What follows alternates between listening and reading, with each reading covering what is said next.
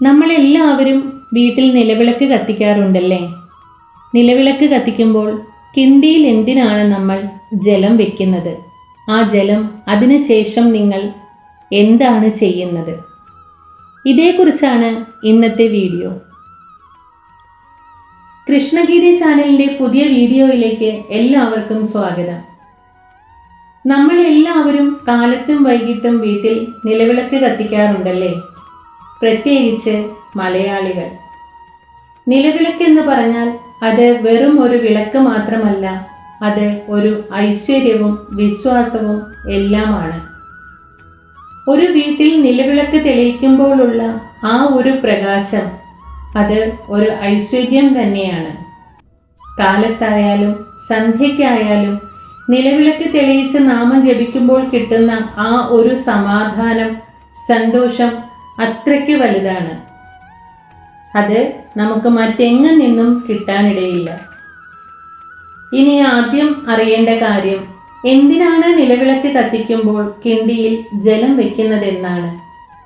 അത് വെറുതെ ഒരു ആചാരം മാത്രമാണോ? അല്ല.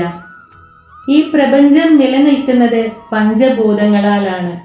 അതായത് ഭൂമി, ജലം, വായു, അഗ്നി, ആകാശം എന്നിവയാണ് പഞ്ചഭൂതങ്ങൾ. നമ്മൾ നിലവിളക്ക് വെക്കുമ്പോൾ ആ വിളക്കിലൂടെ അഗ്നി വരുന്നു. നിലവിളക്ക് വെച്ചിരിക്കുന്നത് ഭൂമിയിലാണ്. അപ്പോൾ ഭൂമിയുടെ സാന്നിധ്യവുമായി. വായുവും ആകാശവും അവിടെയുണ്ട്. പഞ്ചഭൂതങ്ങളിൽ ഒന്നായ ജലത്തിൻ്റെ സാന്നിധ്യവും അവിടെ വന്നാൽ മാത്രമേ അത് പൂർണ്ണമാകൂ. അതുകൊണ്ട് പഞ്ചഭൂതങ്ങളുടെ സമന്വയം ഉണ്ടാകാനാണ് അങ്ങനെ കിണ്ടിയിൽ ജലം വെക്കുന്നത്. പിന്നെ മറ്റൊരു പ്രധാന കാര്യം, കാലത്ത് നമ്മൾ വിളക്ക് വെക്കുമ്പോൾ വെക്കുന്ന ജലം വൈകിട്ട് വിളക്ക് വെക്കുമ്പോൾ മാറ്റണം എന്നുള്ളതാണ്. വിളക്കിലെ തിരിയൊക്കെ നമ്മൾ 2 നേരം മാറ്റിയിട്ടല്ലേ വിളക്ക് വെക്കുന്നത്? അതുപോലെ കിണ്ടിയിലെ വെള്ളവും മാറ്റണം. തുളസിയില ഇട്ടാണ് വിളക്കിൻ്റെ മുമ്പിൽ നമ്മൾ വെള്ളം വെക്കുന്നത്. അപ്പോൾ അത് തീർത്ഥത്തിന് തുല്യമായി, അത് നിർമാല്യവുമായി. പിന്നീട് ആ ജലം മാറ്റാതെ വീണ്ടും അത് തന്നെ വെച്ച് വിളക്ക് വെക്കുന്നത് തെറ്റല്ലേ? ഇനി അടുത്ത കാര്യം, കിണ്ടിയിൽ വെക്കുന്ന ജലം എന്താണ് ചെയ്യേണ്ടത്? ആ ജലം തീർത്ഥത്തിന് തുല്യമായതുകൊണ്ട് അത് നമ്മൾക്ക് കുടിക്കാവുന്നതാണ്. അങ്ങനെ ചെയ്യുമ്പോൾ ആ വെള്ളത്തിൽ തുളസിയില അല്ലാതെ മറ്റൊരു പൂവും ഇടരുത്. പല പൂക്കളിലും പലതരം വിഷാംശങ്ങൾ ഉള്ളതുകൊണ്ടാണ് അങ്ങനെ ചെയ്യരുതെന്ന് പറഞ്ഞത്. ഇനി ഈ ജലം തുളസിത്തറയിൽ ഒഴിക്കുന്നവരുണ്ട്. കാലത്ത് വിളക്കണച്ച ശേഷം ഈ ജലം തുളസിത്തറയിൽ ഒഴിച്ചാൽ തെറ്റില്ല. പക്ഷേ വൈകിട്ട്, അതായത് സന്ധ്യാനേരത്ത് വിളക്കണച്ച ശേഷം ഈ ജലം തുളസി ചുവട്ടിൽ ഒഴിക്കരുത്. സന്ധ്യാസമയത്ത് തുളസിക്ക് ജലം ഒഴിക്കുന്നത് തെറ്റാണ്.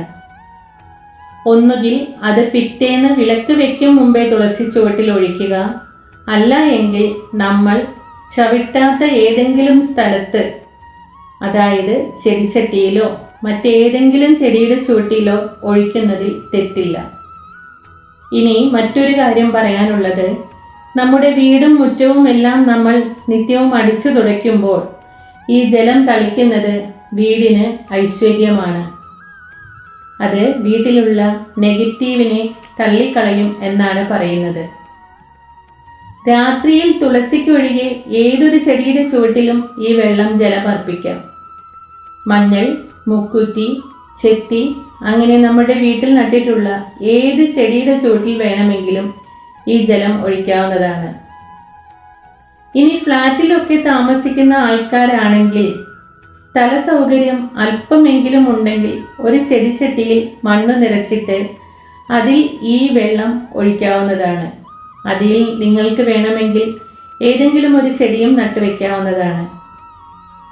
ഇനി അതില്ല എന്നുണ്ടെങ്കിൽ, അങ്ങനെ ഒരു സൗകര്യം നിങ്ങൾക്ക് അവിടെ കിട്ടില്ല എന്നുണ്ടെങ്കിൽ, ആ ജലമെല്ലാം ഒരു കുപ്പിയിൽ ശേഖരിച്ചു വെച്ച് ആഴ്ചയിൽ ഒരു ദിവസം പുറത്തെവിടെയെങ്കിലും കൊണ്ടുപോയി മറ്റുള്ളവർ ചവിട്ടാത്ത സ്ഥലത്ത് കൊണ്ടുപോയി ഒഴിക്കുക.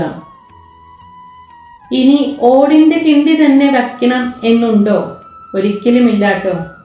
ഓടിൻ്റെയോ വെള്ളിയുടെയോ സ്റ്റീലിൻ്റെയോ ഇനി കിണ്ടിയില്ല എങ്കിൽ ഒരു ഓട്ട് ഗ്ലാസ്സോ മൊന്ത പോലെ എന്തെങ്കിലും ഒരു പാത്രത്തിൽ തുളസിയിലയിട്ട് ജലം വെച്ചാൽ മതി. കിണ്ടിയുടെ വാൽ എപ്പോഴും കിഴക്കോട്ട് തിരിച്ചു വെച്ച് വേണം വെക്കാൻ. നമ്മൾ നിലവിളക്കിലേക്ക് നോക്കി തൊഴുമ്പോൾ നമ്മളുടെ വലത് കൈ എവിടെയാണോ വരുന്നത് അവിടെയാണ് കിണ്ടി വെക്കേണ്ടത്. കിണ്ടിയും നിലവിളക്കും നിത്യേന കഴുകി വൃത്തിയാക്കണം.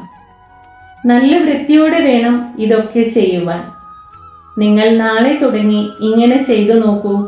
നിങ്ങളുടെ ജീവിതത്തിലും ഗൃഹത്തിലും ഉണ്ടാകുന്ന വ്യത്യാസം നിങ്ങൾക്ക് അനുഭവിച്ചറിയാൻ സാധിക്കും. നിങ്ങൾ ഓരോരുത്തരും ഇങ്ങനെ ചെയ്യാറുണ്ടോ? എന്നും കിണ്ടിയിൽ ജലം വെക്കാറുണ്ടോ? ഈ വെച്ച ജലം നിങ്ങൾ എന്താണ് ചെയ്യുന്നത്? ഇത് നിങ്ങൾ ഒരു കമൻ്റായി ഈ വീഡിയോയുടെ താഴെ ഇടണേ. വീണ്ടും ഒരു അറിവുമായി വരുന്നത് വരെ സർവം കൃഷ്ണാർപ്പണമസ്തു.